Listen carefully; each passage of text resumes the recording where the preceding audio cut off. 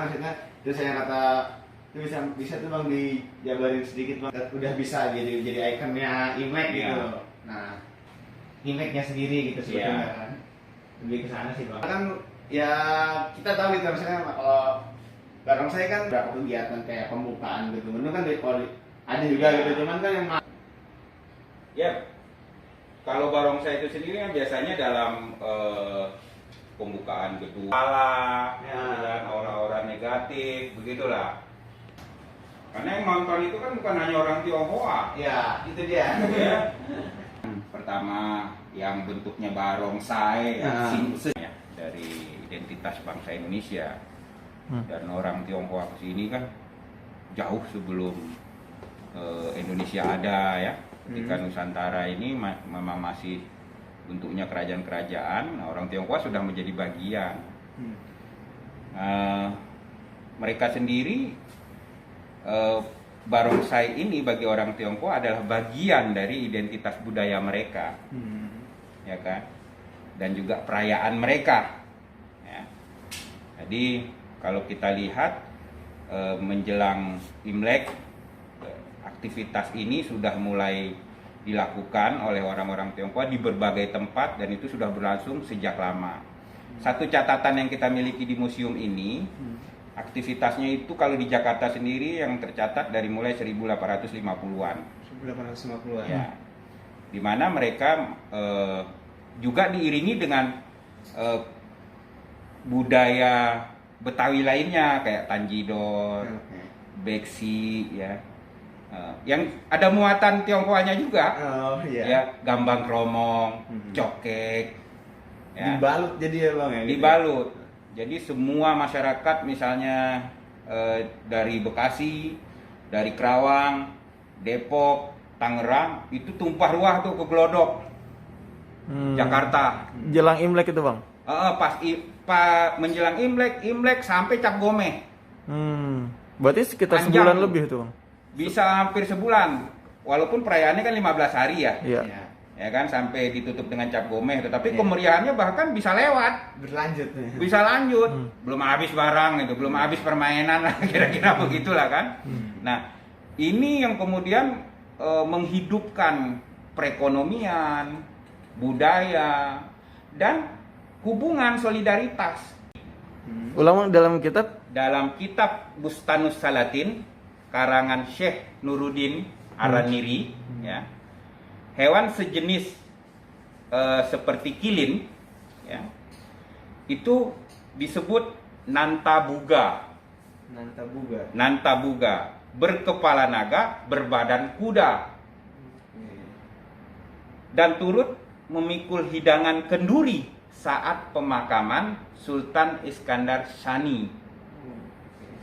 Nah, sekitar tahun berapa tuh bang?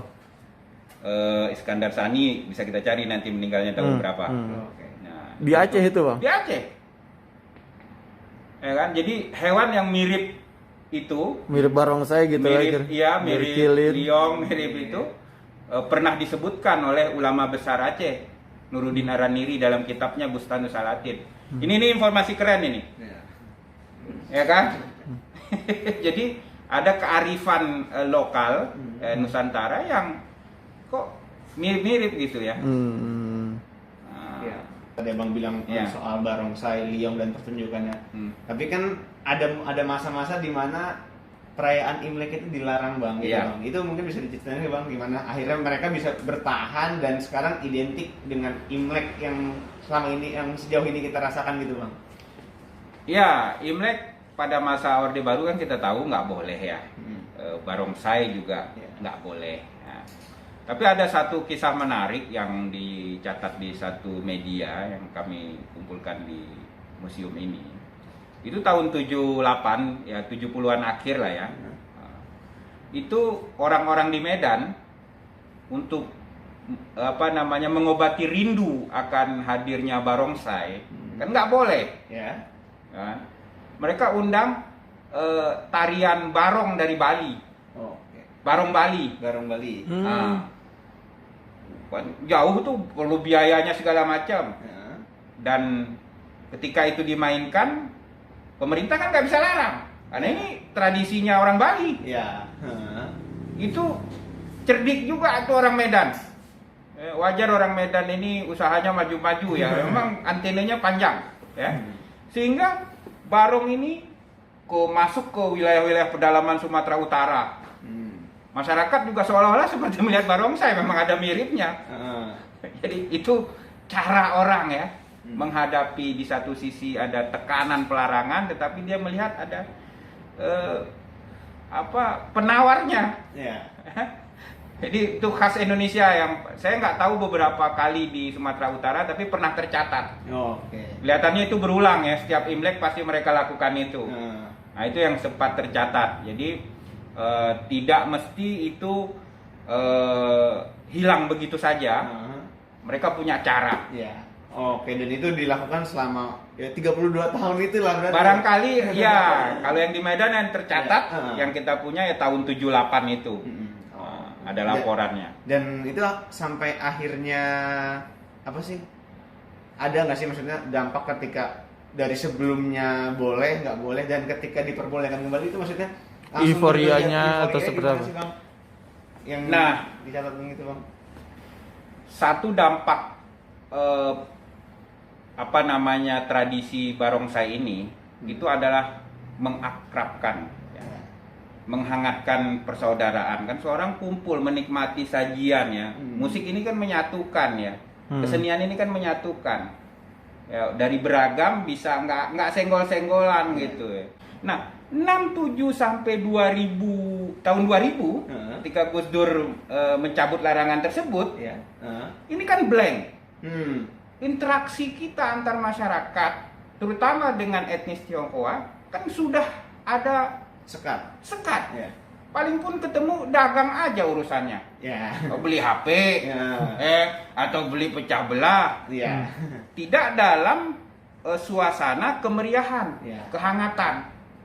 Ini penting. Nah, Imlek, dengan dihilangkannya Imlek, hubungan ini makin merenggang. Ya kan? Perjumpaannya itu nggak ada lagi. Nah, ketika mulai Gus Dur mencabut larangan itu, mulailah suasana yang pernah hilang selama 32 tahun cair kembali. Tapi ini tidak mudah. Bahkan sampai sekarang masih terasa. Ya kan?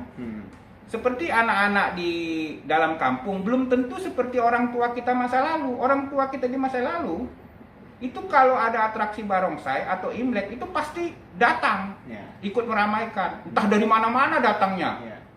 Kalau di Bogor tuh dari Sukabumi, dari Jakarta, Cianjur, Jakarta, tumpah ruah ke Bogor.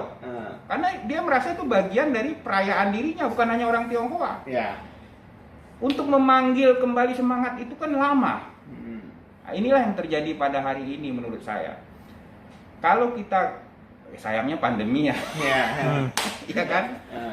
Mudah-mudahan setelah pandemi lewat, ini bisa mengembalikan persatuan bangsa.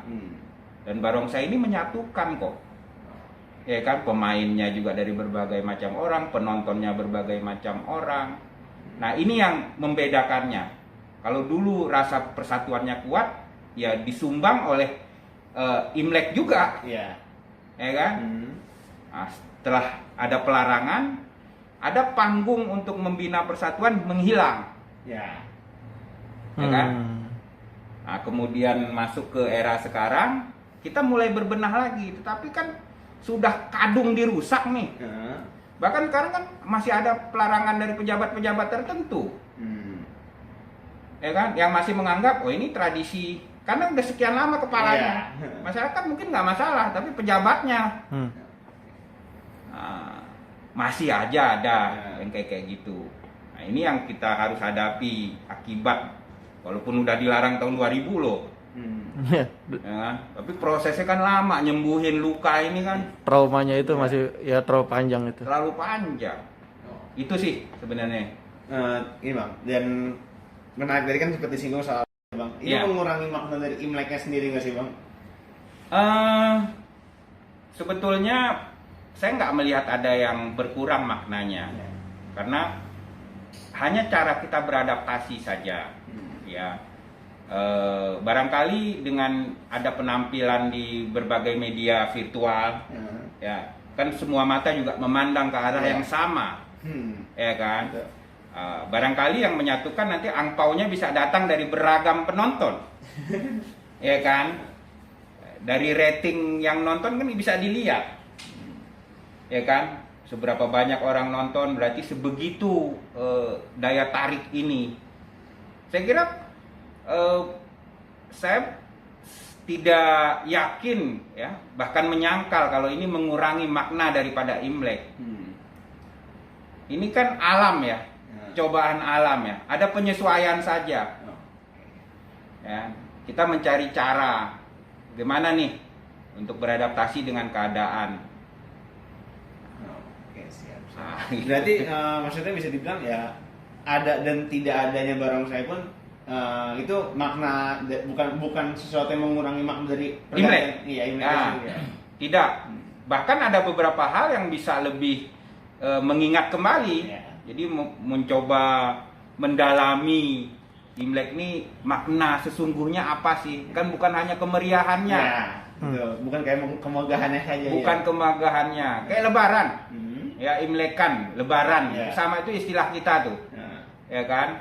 Nah, ya bermaaf-maafan, saling kirim kue keranjang, dodol, ya kan?